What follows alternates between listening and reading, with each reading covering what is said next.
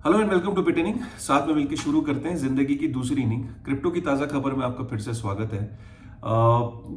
हम जब भी शुरुआत करते हैं वीडियो की तो उसके अंदर एक बड़ा इंटरेस्टिंग सा कोई फैक्ट देने की कोशिश करते हैं, तो आपको हैरानी होगी सुन के कि जितनी भी बिटकॉइन की सप्लाई है उसमें 31% जो सप्लाई है वो 5 साल से ज़्यादा हो गया है, वो मूव ही नहीं करी है। मतलब 31% सप्लाई बहुत होती है, राइट। अब आपको सुन के हैरानी होगी कि 42% सप्लाई है जो 3 साल से ज्यादा हो गया मूवी नहीं करी। मतलब 42% सप्लाई बिटकॉइन की 3 साल से ज्यादा हो गया मूवी नहीं करी, और 58% सप्लाई है जिसको 2 साल से ज्यादा हो गया और वो मूवी नहीं करी है, और 70% सप्लाई है जिसको 1 साल से ज्यादा हो गया वो मूवी नहीं करी। मतलब बिटकॉइन की टोटल सप्लाई सोचो कि 1 साल से ज्यादा हो गया है, 70% जो सप्लाई है वो मूव ही नहीं करी। ना मूव का मतलब है ना वो एक वॉलेट से दूसरे वॉलेट में भेजी गई, ना वो ट्रेडिंग के लिए भेजी गई। क्लियर दर्शाता है कि बिटकॉइन के अंदर जो बिलीफ है और जो लोग हैं इसे होल्ड कर रहे हैं, क्योंकि उनको एक एंटीसिपेशन है कि फ्यूचर में जो ब्लैक रॉक है, फिडेलिटी है, जो इंस्टीट्यूशंस की जो डिमांड बढ़ रही है वो कहीं ना कहीं that is really going to push the bitcoin price up. और दुनिया भर में जो इन्फ्लेशन की जो इश्यूज हैं, कई देशों के अंदर जिस तेजी से इन्फ्लेशन बढ़ रहा है वहां पे बिटकॉइन की जो अडॉप्शन है as a store of value, जो उसका नरेटिव है वो बढ़ता ही चला जा रहा है। ठीक है, तो ये था एक बहुत ही इंपॉर्टेंट फैक्ट। इंडिया से मैं आपको खबर बताता हूं। इंडिया में जिस इवेंट में मैं आया हुआ हूं, आप ये देख रहे होगे तो ये मैंने पहना हुआ है। तो इंडिया ब्लॉकचेन वीक में जयंत सिन्हा जो है वो आए हुए थे। तो उन्होंने एक ये बात बोली कि इंडिया वोंट सी क्रिप्टो और Web3 bill for another 18 months, right. ये बड़ी इंपॉर्टेंट डेवलपमेंट है कि गवर्नमेंट के एक रिप्रेजेंटेटिव है, अगर वो ये बात कह रहे हैं कि कोई भी बिल वेब3 से रिलेटेड या क्रिप्टो से रिलेटेड अगले 18 महीने में आप नहीं देख सकते। लेकिन मेरा यहाँ पे एक टेक है, इसका मतलब ये नहीं है कि आपको ये लग रहा होगा कि क्रिप्टो बिल नहीं है तो आप कुछ भी करते रहो। एक्चुअली में अगर आप देखो क्रिप्टो बिल होता क्या है, क्रिप्टो बिल का मतलब यहाँ पे सिर्फ इतना है कि सारी चीजें जो एग्जिस्टिंग हैं और कुछ और एडिशंस करके उसको एक बिल के फॉर्म में बना के पार्लियामेंट के थ्रू पास कराना। लेकिन अदरवाइज अगर आप देखो आज के डेट में जो जो चीजें क्रिप्टो के अंदर जो क्लैरिटी है ऑलमोस्ट वो बिल ही है। केवाईसी पे क्लैरिटी है कि आपको केवाईसी करना है। एक्सचेंजेस जो है वो रिपोर्टिंग एंटिटी बन गई हैं, उनको कंप्लायंस और रिपोर्टिंग करनी है एफआईयू की गाइडलाइंस है जिनको उनको इम्प्लीमेंट करना है। मनी लॉन्ड्रिंग से रिलेटेड पीएमएलए के अंदर गाइडलाइंस है। आपको अगर यहाँ पे कंपनी बनानी, कंपनी फॉर्म करनी है, उससे रिलेटेड गाइडलाइंस है, राइट। तो आपको टैक्स से रिलेटेड गाइडलाइंस है, हिंदुस्तान में आपको इनकम टैक्स से रिलेटेड गाइडलाइंस है, टीडीएस से रिलेटेड गाइडलाइंस है। और अब तो ये भी देखा गया कि पार्लियामेंट के अंदर जब सवाल पूछा गया कि क्या जो ऑफशोर एक्सचेंजेस हैं क्या वो भी रिपोर्टिंग एंटिटीज हैं, क्या उन्हें कंप्लायंस फॉलो करना चाहिए, तो बिल्कुल पार्लियामेंट ने क्लियर कर दिया कि जो ऑफशोर एक्सचेंजेस हैं उनके ऊपर भी ये लागू होती है कंप्लायंस, और अगर नहीं कर रहे हैं तो एक्शन लिया जाएगा। और दूसरा वो एक प्रोसेस को इनिशिएट करने वाले हैं जिसमें ऑफशोर एक्सचेंजेस को इंडिया में हो सकता है रजिस्टर भी करना पड़े। तो ये इंपॉर्टेंट डेवलपमेंट है, राइट। तो इसको आप यही लेके चलो कि क्रिप्टो बिल नहीं आया, इसका मतलब ये नहीं कि ग्रे एरिया है, इसका मतलब ये नहीं कि आप बिल्कुल कैजुअल हो जाओ और आप सोचो कि कुछ भी करेंगे, बिल तो आया नहीं, ऐसा कुछ नहीं है। बिल ऑलमोस्ट सारी चीजें जो बिल में होंगी वो ऑलरेडी इंप्लीमेंट हो चुकी हैं। बस बात इतनी सी है कि कंसोलिडेटेड फॉर्म में ये एक पार्लियामेंट के थ्रू पास नहीं हुआ है, बाकी सारी चीजें हैं, ठीक है। तो ये बहुत इंपॉर्टेंट है इस बात को समझना। और एक चीज और, पार्लियामेंट के अंदर वेब3 से रिलेटेड एक क्वेश्चन पूछा गया कि क्या गवर्नमेंट वेब3 को सपोर्ट करती है, वेब3 के अराउंड क्या है। तो गवर्नमेंट का ये कहना है कि वेब3 ने अपने अपने रिप्लाई में गवर्नमेंट ने बोला पार्लियामेंट में कि Web3 represents the future of internet and the government is committed to ensuring that the innovators and innovation from India create the future of Web3 and Internet। और ये भी लिखा है कि blockchain being an important element of Web3, Ministry of Electronics and Information Technology is supporting startups through the following initiatives। तो उसके बाद नीचे वो इनिशिएटिव्स बताए गए। देखिए गवर्नमेंट ने Web3 को यहाँ सपोर्ट जरूर किया, लेकिन गवर्नमेंट का जो Web3 का जो वर्जन है वो परमिशन ब्लॉकचेन है। यहाँ पे ये वर्ड का इस्तेमाल नहीं किया कि पब्लिक ब्लॉकचेन। अगर गवर्नमेंट यहाँ बोलते कि we are supporting public blockchains तो समझ में आता, लेकिन यहाँ पे सिर्फ ब्लॉकचेन वर्ड का यूज किया है। And that somewhere government is comfortable with the private blockchains. तभी हमने सीबीडीसी भी देखा और भी जो इनिशिएटिव्स देखे, ये सारी प्राइवेट ब्लॉकचेन्स पे government is far more comfortable. Public blockchains को लेके अभी इतना कंफर्ट होता नहीं दिख रहा है, राइट। तो ये एक बहुत इंपॉर्टेंट डेवलपमेंट है। उसके अलावा जेपी मॉर्गन ने बोला कि अगर वो सरकार में होता ना, अगर वो गवर्नमेंट होता, अगर उसको मौका दिया जाए तो वो कब का क्रिप्टो को और बिटकॉइन को शट डाउन कर देता, राइट। तो ये जेपी मॉर्गन का कहना है। जेपी मॉर्गन ने बिटकॉइन को लेके बहुत बुरे बुरे स्टेटमेंट्स दिए हैं पास्ट में भी। वो बात अलग है कि जो जेमी डायमंड जो है, जेपी मॉर्गन के सीईओ, यहाँ पे मैं जेपी मॉर्गन नहीं कह रहा हूँ, जेमी डायमंड जो है, जो सीईओ है जेपी मॉर्गन के, इन्होंने बिटकॉइन को और क्रिप्टो को लेके बहुत सारे स्टेटमेंट्स बहुत पास्ट में भी दिए हैं। लेकिन ये खुद भूल जाते हैं कि इनका खुद का जो बैंक है जिसके ये सीईओ हैं, वो अभी एक ब्लॉकचेन है अवालांच, उसके साथ इन्होंने टाई अप किया है, राइट। तो उसके ऊपर ये कुछ अपनी सर्विसेज लॉन्च कर रहे हैं। पास्ट में जेपीएम कॉइन हमने देखा था कि एक्सप्लोर कर रहे हैं। एक तरफ ये ऐसी स्टेटमेंट्स देते हैं, दूसरी तरफ पूरा जो पब्लिक ब्लॉकचेन है उसका फायदा उठा रहे हैं और वह सर्विसेज लॉन्च कर रहे हैं। करना क्या चाहते हैं इन्हें खुद नहीं पता। और इसी कंफ्यूजन के अंदर मैंने एक ट्वीट किया, मैं उसका लिंक भी नीचे डाल दूंगा, कि जेपी मॉर्गन बिटकॉइन को गाली देते रहते हैं और वो ये भूल गए कि अगर हम उनकी कैपिटलाइजेशन देखें तो बिटकॉइन का मार्केट कैप जो है वो 860 बिलियन यूएस डॉलर का हो गया, और जेपी मॉर्गन जो बैंक है उसका 452 billion. Bitcoin is double the size of JP Morgan. अगर हम टोटल क्रिप्टो की मार्केट कैप को देखें तो 1 ट्रिलियन से ऊपर है। तो जेपी मॉर्गन के रिमार्क से इंडस्ट्री रुक नहीं गई, इंडस्ट्री उल्टा फ्लरिश ही होती गई है, ठीक है। यूएस के अंदर जो लेटेस्ट खबर ये कि सीजी को बोल दिया गया कि भैया you stay there in US. ये बड़ी खबर है क्योंकि देखिए CZ wanted to come back, वो अपनी मर्जी से यूएस गया था। उसने ये सोच के गया था कि यार इससे पहले कि वो मुझे बुलाएं मैं वहां चला जाता हूँ, अपनी इंटेंट क्लियर करता हूँ।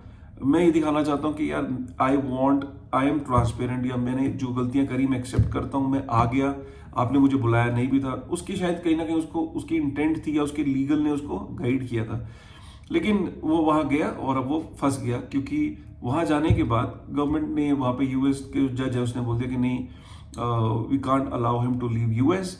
फरवरी के अंदर 23 फरवरी को शायद उसका वर्डिक्ट आना है। वर्डिक्ट के अंदर देखते हैं क्या होता है, लेकिन माना ये जा रहा है कि जेल हो सकती है 6 महीने से लेके 18 महीने और उससे ज़्यादा की भी हो सकती है। So that is yet to be seen. और अगर ऐसा होता है तो सीजी जो है उसका पासपोर्ट ऑलरेडी ले लिया गया है, he might not come back to UAE, और उसके वहाँ पे if he stays back in US, so कोई जेल में नहीं है वो इस time, he is free to move around, right? It's just that he cannot fly out of US। and 23 फरवरी को पता चलेगा कि उसकी वर्डिक्ट क्या आती है, क्या वो वर्डिक्ट प्रिजन की आती है, इम्प्रिजनमेंट की, या नहीं आती है, वो 23 फरवरी को पता लगेगा। बट 23 फरवरी तक he is in US. Jack Dorsey ने बिट की वॉलेट लॉन्च करा है, हार्डवेयर वॉलेट, $150 का है, प्री बुकिंग उसकी चल रही है। जैक डॉर्से का ने इस वॉलेट की जो फीचर्स में 95 कंट्रीज में प्री बुकिंग लॉन्च करी है, तो आप उसको मंगा सकते हैं। और उसका मेन जैक डॉर्से का ही कहना है कि self custody is the way forward, और सेल्फ कस्टडी के लिए wallets, hardware wallets are going to play a major role. और वॉलेट ऐसा होना चाहिए जो कि ईजी टू यूज होना चाहिए, और अगर आपकी जो प्राइवेट कीज है उसको आप रिकवर भी कर सको, राइट। तो ये इंपॉर्टेंट है। बिटकी के बारे में डिटेल में एक वीडियो आगे फ्यूचर में बना भी सकते हैं, कमेंट करके आप जरूर बताइएगा। बट फिलहाल जैक डॉर्से, ट्विटर के जो प्रीवियस जो फाउंडर थे, जो उनकी तरफ से ये वॉलेट आ रहा है जो कि बिटकॉइन मैगजीन है, तो I think this should make a lot of noise, ठीक है। उसके बाद मैंने आपको बताया था कि बिटकॉइन क्योंकि लोग होल्ड कर रहे हैं, तो होल्ड कहाँ कर रहे हैं, हार्डवेयर वॉलेट्स में या सेल्फ कस्टडी में कर रहे हैं। 70% से ऊपर जो सप्लाई है वो 1 साल से ज़्यादा हो गया, मूव ही नहीं करी। तो एक्सचेंजेस पे लाजमी सी बात है कि 2017 में देखा गया था ये लास्ट टाइम कि सबसे कम सप्लाई रह गई है बिटकॉइन की एक्सचेंजेस पे। तो एक्सचेंजेस पे बिटकॉइन है ही नहीं ट्रेड करने के लिए। तो जब आप बाई करने के लिए जो उसकी इतनी ज़्यादा जब सप्लाई गिर जाती है एक्सचेंज के ऊपर, तो ऑब्वियसली वहाँ पे प्रेशर आता है लिक्विडिटी पे, फिर प्राइस पे उसका प्रेशर आता है, क्योंकि खरीदने वाले ज़्यादा हैं, बेचने वाले कम है। तो आप समझते हैं कि उसका प्राइस पे क्या इम्पैक्ट पड़ता है, राइट। क्रिप्टो माइनर्स को पता लग गया कि भाई अप्रैल के अंदर हमारा जो रिवॉर्ड है वो हाफ रह जाएगा। माइनर जब बिटकॉइन को माइन करता है, ब्लॉक को माइन करता है, तो उसको 6.25 बिटकॉइन मिलते हैं रिवॉर्ड में और ट्रांजैक्शन फी मिलती है। अब उसे अप्रैल के आसपास जो है हार्वनिंग के बाद 3.125 बिटकॉइन मिलेंगे। तो उससे पहले वो कह रहे हैं भैया मशीनें लगाओ और दबा के जितना बिटकॉइन माइन कर सकते हो कर लो। $750 मिलियन के ऑर्डर हुए हैं जो माइनिंग मशीन्स होती हैं, जो हार्डवेयर होता है उसका। पब्लिक लिमिटेड कंपनीज ने इतना बड़ा ऑर्डर प्लेस किया है 2023 में। ऑलरेडी 1.23 बिलियन का जो है ऑर्डर जो है वो जा चुका है बिटकॉइन माइनिंग कंपनीज के द्वारा हार्डवेयर वॉलेट्स के लिए। सतोशी नाकामोटो के ज़माने में 2010 के टाइम का एक ब्लॉक था जो एक एड्रेस है, वो उसने बिटकॉइन को मूव किया है। इसको सतोशी एरा इसलिए कहते हैं क्योंकि 2009 तक Satoshi was involved in Bitcoin in its mining and all, and 2010 is like जब अर्ली बिल्कुल जिसे कहते हैं जब माइनिंग बिल्कुल अपने इनिशियल स्टेजेस पे थी, जब bitcoin was really not secure, जो आज हम देखते हैं इतना हैश रेट नहीं था, बहुत इजीली माइनिंग हो जाती थी। उस जमाने से किसी के पास बिटकॉइन था 2010 के टाइम से, ही मूव्ड इट 3 दिन पहले। तो ये एक मुझे तो स्पूकी सी फीलिंग आती है। उसके बाद ये इंपॉर्टेंट खबर है, इसमें माइकल सेलर ने एक आज से 10 साल पहले 2013 में बिटकॉइन को लेके, बिटकॉइन के अगेंस्ट होता था माइकल सेलर, आपको पता है, he used to hate it. 2010 में 7 दिसंबर 2013 में माइकल सेलर ने बोला था, lacking a credible sponsor bitcoin is an imminent danger of being regulated out of existence. Bitcoin का कोई स्पॉन्सर नहीं है, कोई फाउंडर नहीं है, तो इसको देखने वाला तो कोई है नहीं। चंद ही दिन के अंदर ये आउट ऑफ एग्जिस्टेंस हो जाएगा, ये ऑटोमेटिकली। माइकल सेलर इसको पॉन्जी स्कीम के बराबर इसको कंपेयर करता था। और आज आप देखो कि माइकल सेलर के पास 1,74,000 बिटकॉइन है। ये दर्शाता है कि यार जो सबसे ज्यादा नफरत करने वाले हैं ना बिटकॉइन से, वो हो सकता है फ्यूचर में सबसे ज्यादा प्यार करें, राइट। तो जरूरी नहीं कि आज कोई बिटकॉइन को हेट करता है वो कल उसे प्यार नहीं कर सकता। जो सबसे बड़े हेटर्स थे वही सबसे बड़े बिलीवर्स हो गए। ब्लैक रॉक, फिडेलिटी, क्या इन्होंने कम गालियां दी हैं? आज ETF लाने की बात कर रहे हैं, राइट। जो जेमी डायमंड है जेपी मॉर्गन के, क्या कम गालियां दी हैं? क्या आज भी गाली नहीं दे रहे? लेकिन साइड में बिटकॉइन के ऊपर वो रिपोर्ट्स निकालते हैं, थीसिस निकालते हैं, इथेरियम पे थीसिस निकालते हैं, खुद जो है वो जो पब्लिक ब्लॉकचेन है उसका इस्तेमाल कर रहे हैं। किसी के भी नैरेटिव पे मत जाइए। कोई नफरत कर रहा है उसे करने दीजिए, उसकी नफरत परमानेंट नहीं होने वाली है। यू नेवर नो कि he might turn out to be the biggest supporter. कोई नफरत कर रहा है उससे प्यार करिए, और बिटकॉइन की खासियत यही है, वो न्यूट्रल है। आप नफरत करो तो भी वो आपके लिए न्यूट्रल है, आप प्यार करो तो भी न्यूट्रल है, आप मैक्सी हो तो भी न्यूट्रल है, आप उसको लाइक नहीं करते तो भी आपके लिए न्यूट्रल है। बिटकॉइन जज नहीं करता आपको, राइट। बिटकॉइन आपको जज नहीं करता। बिटकॉइन को कोई फर्क नहीं पड़ता आप उसके बारे में क्या सोच रहे हो, क्योंकि बिटकॉइन अपना काम कर रहा है, राइट। उसको 10 मिनट बाद जो है ब्लॉक प्रोड्यूस करना है, राइट। और उसको अपनी जो उसका जो प्रोग्राम है वो इस तरीके से डिजाइंड है कि उसको कोई फर्क नहीं पड़ता दुनिया में क्या हो रहा है, राइट। सो ये बहुत इंपॉर्टेंट है। और ये जो कंसिस्टेंसी है उस नेटवर्क की, राइट, ये तो बताता है कि लोगों के ओपिनियन चेंज भी होते हैं वक्त के हिसाब से। जैसे जैसे वक्त बढ़ता है लोगों की अंडरस्टैंडिंग बढ़ती है। कुछ लोगों को 5 साल में समझ में आता है, कुछ लोगों को 1 साल में, कुछ लोगों को 2 मिनट में, और कुछ लोगों को 20 साल में, लेकिन समझ सबको आएगा एक दिन, ठीक है। तो ये बहुत इंपॉर्टेंट बात है। उसके अलावा एक रिपोर्ट पैक्सॉस ने 400 डिसीजन मेकर्स का एक सर्वे किया, राइट। और 400 डिसीजन मेकर्स का एक सर्वे किया, और उस सर्वे के अंदर उन्होंने यूएस के अंदर उन कंपनीज को सर्वे किया जिनके 5 बिलियन से ज्यादा यूजर थे और 50 बिलियन $US का एसेट अंडर मैनेजमेंट था। इन कंपनीज को जब उसने सर्वे किया तो पाया कि 90% जो कंपनीज हैं, राइट, वो क्रिप्टो पेमेंट्स को इंटीग्रेट कर रही हैं अपनी कंपनी में। 80% जो है वो बाइंग और सेलिंग जो है डिजिटल एसेट की, उसको फिगर आउट कर रही हैं, उन सर्विसेज को।